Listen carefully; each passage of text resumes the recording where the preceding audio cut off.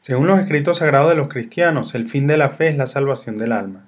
Para el creyente esto puede ser suficiente información, pero para los que dudamos y queremos comprender racionalmente la realidad, esta explicación resulta sospechosa. Si despojamos la fe de su halo de misticismo y la consideramos como algo mundano, podemos llegar a ver un cuadro muy diferente de lo que la fe dice de sí misma. Pero ¿cómo hemos de describir la fe de manera mundana? Hemos dicho que la fe es un sentimiento de seguridad acerca de dogmas religiosos. Pero si la fe no tiene como fin lo que los dogmas dicen, ¿dónde se encuentra la respuesta? La fe tiene ciertas características en común con los seres vivientes. La fe, como los seres vivos, nace, crece, se reproduce y muere. De manera que podemos aplicar los modelos de las ciencias biológicas para describir este fenómeno que llamamos fe. ¿Cuál es el fin de un ser vivo? Parafraseando a Richard Taflinger, desde el microbio más pequeño a la ballena más grande, los organismos tienen un mismo propósito fundamental, y ese es reproducirse. Todo lo demás que un organismo haga es decoración. Aunque el ser humano es considerado el organismo más inteligente en la naturaleza, a menudo no es consciente del papel que juega la reproducción en su vida. A través de la reproducción, el individuo forma parte de algo trascendental, la especie.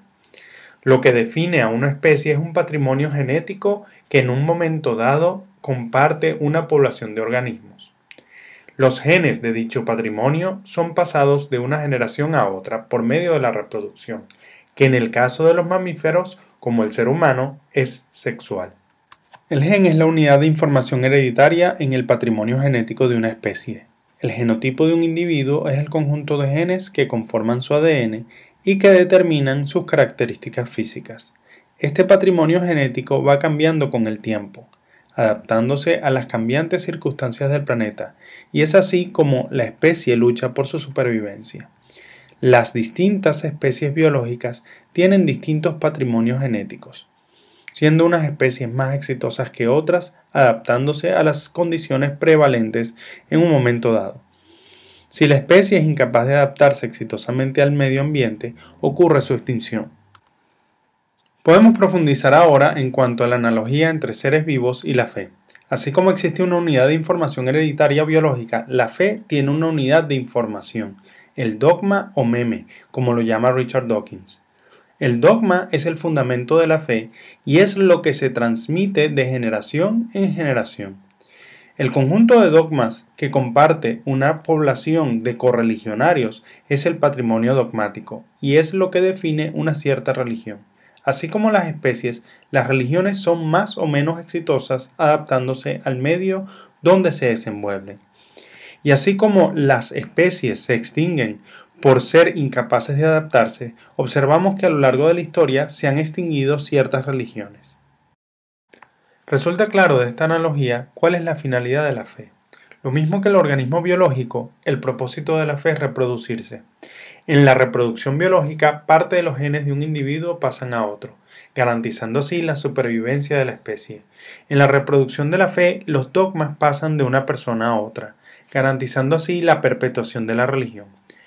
Como muchas veces el individuo biológico no es consciente de que su principal objetivo es la reproducción, asimismo la fe. Sin embargo, el patrimonio dogmático cristiano es capaz de comunicar a la fe la urgencia de la reproducción. Vosotros sois la sal de la tierra, pero si la sal se desvaneciere, ¿con qué será salada?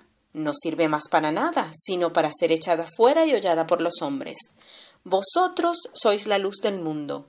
Una ciudad asentada sobre un monte no se puede esconder, ni se enciende una luz y se pone debajo de un almud, sino sobre el candelero, y alumbra a todos los que están en casa. Así alumbre vuestra luz delante de los hombres, para que vean vuestras buenas obras y glorifiquen a vuestro Padre que está en los cielos. Está claro de estas palabras que si el cristiano no está ejerciendo una influencia en las personas que le rodean, su fe es inútil.